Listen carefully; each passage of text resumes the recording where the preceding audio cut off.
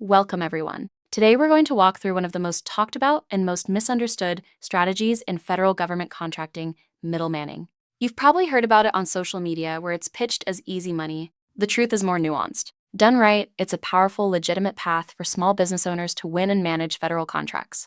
Done wrong, it can get you disqualified, fined, or even debarred. Over the next 20 or so slides, we'll break down what middlemanning actually means, when it works, the compliance rules you cannot ignore, and a step-by-step roadmap you can use to start executing. Let's get into it. Here's how the next 30 minutes will unfold.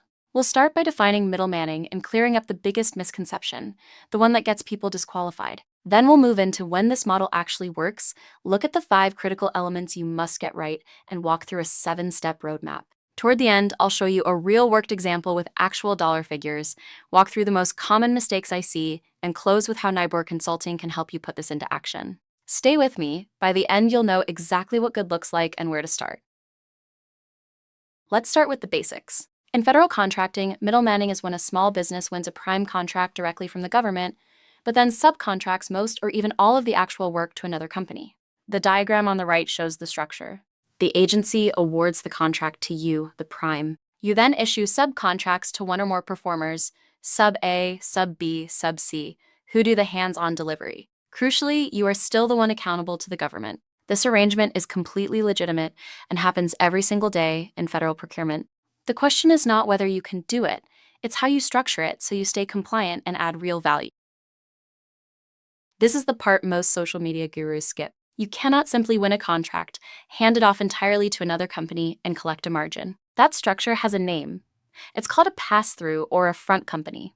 It is not a strategy. It's a compliance violation. The consequences are serious: contract termination, fines under the False Claims Act that can run 3 times the damages, suspension or debarment from all future federal work, and loss of any small business certifications you've worked hard to earn. The government invests in small businesses to grow real capability, not to create middlemen who add nothing. So the question becomes, how do you middleman legitimately? That's what the rest of the deck answers.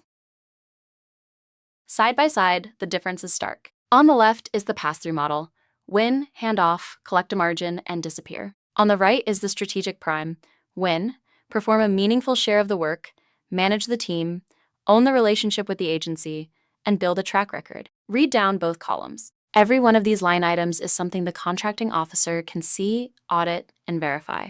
The pass-through path looks easier in the short run, but it is fragile. One audit and you're out of the game. The strategic prime path takes more work up front, but it builds a business that compounds: better past performance, deeper subcontractor relationships, and a reputation that wins the next contract.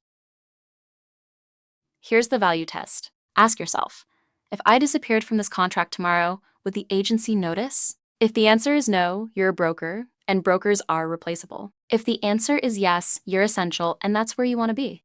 There are 6 levers you can pull to add real value: contract management, compliance oversight, quality control, staffing coordination, financial management, and risk mitigation. You don't have to do all 6 on day 1, but you should be able to point to at least 3 or 4 where you are clearly the one driving the work. Notice the line at the bottom. Read it twice. If you're just brokering, you're replaceable. If you're managing, you're essential. That's the entire game.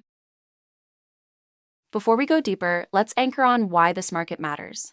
The federal government obligates roughly $750 billion in contracts every year. Of that, about 27%, around $178 billion, flows to small businesses through prime awards. That's the pool you're playing in. The chart on the right shows the federal government's goals across 5 major small business categories: small business overall, socially disadvantaged or 8A, woman-owned, hub zone, and service-disabled veteran-owned. Each of these is a lane where set-aside contracts are reserved for certified small businesses. As an aspiring prime, your job is to figure out which of these lanes you qualify for, because that's where you can win contracts with far less competition than the open market. This is the single most important compliance rule in middlemanning, and it's where most people unknowingly cross the line. On small business set-aside contracts, the SBA requires you, the prime, to perform a minimum percentage of the work yourself. For services contracts, which is where most middlemanning happens, that threshold is 50% of the labor cost. For supplies and manufacturing, it's also 50%. For general construction, it's only 15%, and for specialty trade construction, it's 25%. The key phrase is labor cost paid to your own employees. Subcontractor labor does not count. If you violate this, the consequences listed on the left are real and routinely enforced. Termination, civil penalties up to 3 times damages, suspension, loss of certifications, and in fraud cases, criminal liability. Plan your workshare before you bid, not after you win. If your subcontractor fails, you fail. So treat sub-selection like a strategic decision, not a procurement transaction. There are 4 things to look for. First, proven past performance, pull references, check CPAR's reports, verify they've actually delivered work of similar size and scope. Second, reliability and capacity. Are they financially stable? Can they surge if scope grows? Are they insured? And do they have key person risk where one person leaving collapses delivery? Third, clear written agreements that cover scope, pricing, milestones, intellectual property, flow-down clauses, warranties, and termination rights. Don't try to do this on a handshake. And fourth, always have a backup. Identify a second source sub before you ever need them. If your primary fails, the agency is not going to wait, and neither are penalties. Even if a subcontractor performs all the technical work, you are still on the hook for everything. The agency does not call your sub when something goes wrong. They call you. So you need a real operating capability behind the company name. There are 4 pillars. First, project management. Schedules, deliverables, risk tracking, and weekly reporting. Second, invoicing and accounting. And on most federal contracts, that means DCAA compliant accounting systems, real-time keeping, and prompt payment to subs. Third, contract administration, knowing FAR and DFARs, handling modifications, processing reps, and certs. And fourth, agency communication, a single point of contact, regular updates, and proactive escalation when something is at risk. None of this is optional. If you can't honestly say you have all 4, you're not ready to prime, you're a pass-through waiting to be discovered. Pricing is where most new primes destroy themselves before they even start. Look at the stack on the left. On a typical $1 million services contract, 65% or more goes to your subcontractor. Another 15 to 20% goes to general and administrative costs and overhead, payroll for your management team, software, insurance, accounting. Then there's your own direct project management labor, and finally your margin sits on top. On the right are the realistic margin bands. 5 to 8% is the broker zone, fragile and easy to undercut. 8 to 15% is the sweet spot for most services work where you're actively managing the contract. 15 to 20% and above is reserved for genuinely specialized niche or compliance-heavy work. Bid too low and you can't cover overhead. Bid too high and the contracting officer picks someone else. Discipline here is everything. Set-aside certifications are the most effective competitive advantage you can build as a new prime. Each one carves out contracts that only certified businesses can bid on, which radically reduces your competition. 5 matter most. The 8A Business Development Program is for socially and economically disadvantaged owners. It's a 9-year journey with sole source authority up to $7 million on services. WOSB and EDWOSC serve woman-owned firms in qualifying industries. SDVOSB is reserved for service-disabled veteran-owned businesses and gives you sole source authority across every federal agency. HubZone supports businesses physically located in historically underutilized zones and gives you a 10% price preference. And underneath all of these is the basic small business size standard tied to your NAICS code. Most certifications now go through Certify, SBA, Gov, and you should plan for 60 to 120 days from application to decision. Now that we've covered the principles, here's the operational roadmap. 7 steps, in order. Steps 1 through 4 are foundation work that you do before you ever submit a bid. Pick your niche, line up your subcontractors, get your registrations and certifications in place, and produce a capability statement. Steps 5 and 6 are pursuit. Identify the right opportunities and lock in teaming agreements before you submit. Step 7 is execution, actually delivering the contract.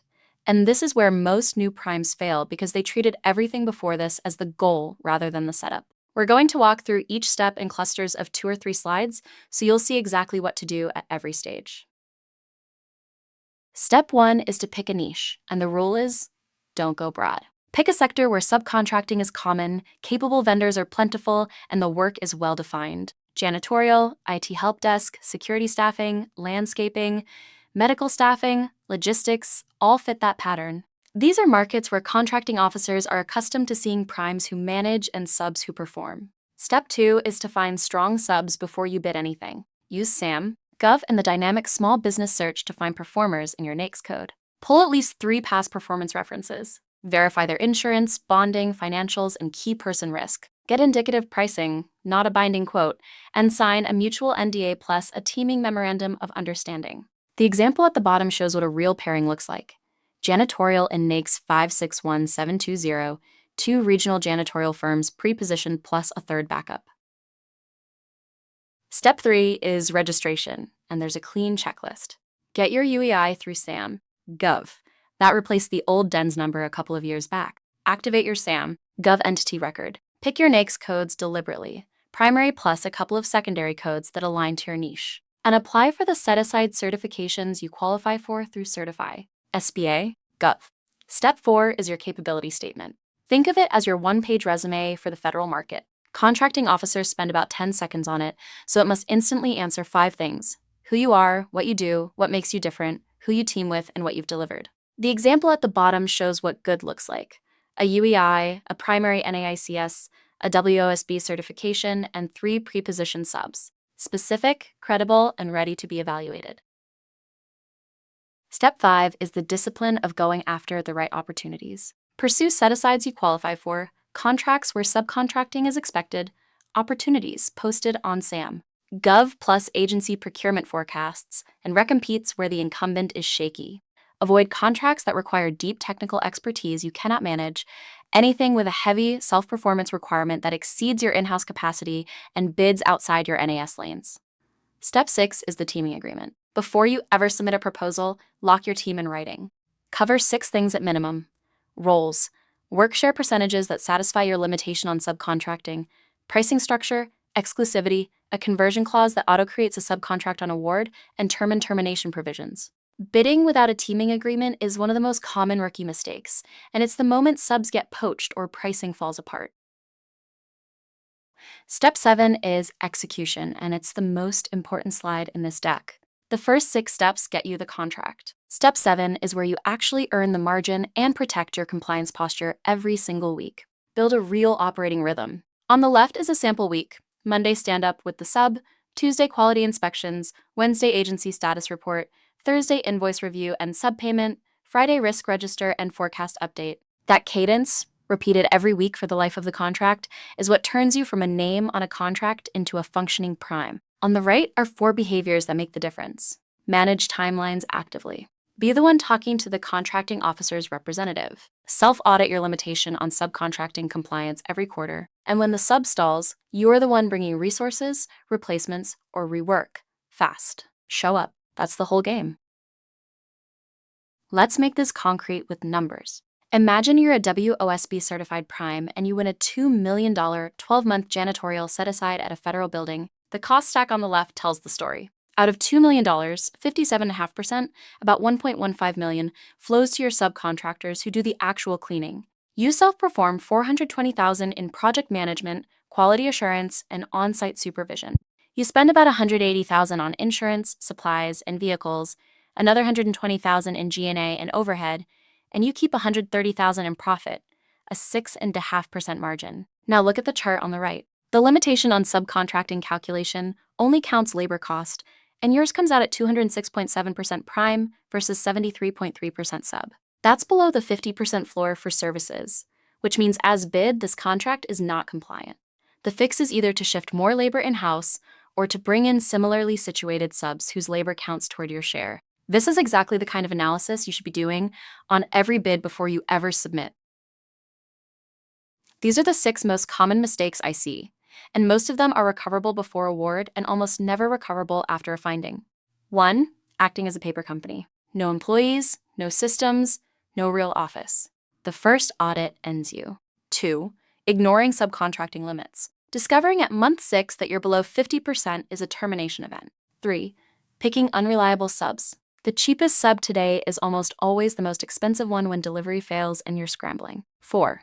Underbidding to win. A 3% margin sounds like a foot in the door until the first scope change wipes it out. 5. Trading, skipping compliance reporting. Subcontracting plans on contracts over the threshold, monthly status reports, and annual recertifications are not optional. And 6. They're being absent during execution. If the contracting officer's representative has the sub's phone number and not yours, you're already a pass-through in everything but name. Avoid these and you've already outperformed 80% of new primes.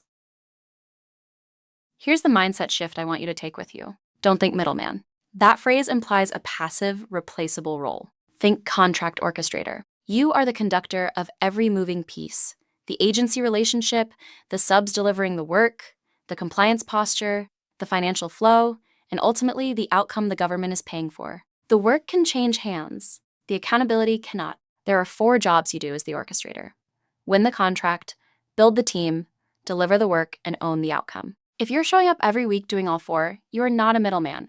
You are an essential part of how the federal government gets things done. Let's bring it all together. Yes, middlemaning can be a powerful, legitimate path into federal contracting, but only if all 3 of these conditions are true at the same time. 1, you understand compliance deeply. Not as theory, not as something you'll figure out later, as operating practice baked into how you bid and deliver. 2, you bring real management value across the 4 pillars we covered: project management, quality, finance, and agency communication. 3, you build strong subcontractor partnerships, pre-positioned, vetted, contractually locked, with backup options, and treated as partners rather than disposable commodities. Get all 3 right, and this is one of the most accessible, high-margin paths into federal contracting available to a small business owner today. Get any one of them wrong, and it is, frankly, one of the fastest ways to fail. That's our session. If everything we just walked through resonates, if you can see the path but you want a partner to help you actually execute, that's exactly what Neybor Consulting does. We help aspiring small business owners pick the right niche, secure the right certifications, build the right teaming agreements, and stand up the operating capability that turns a winning bid into a delivered contract and a sustainable, compliant federal business. To book a consultation, go to nyborconsulting.com. We'll spend the first session understanding where you are today and mapping the next 90 days. Thank you for your time, and good luck out there.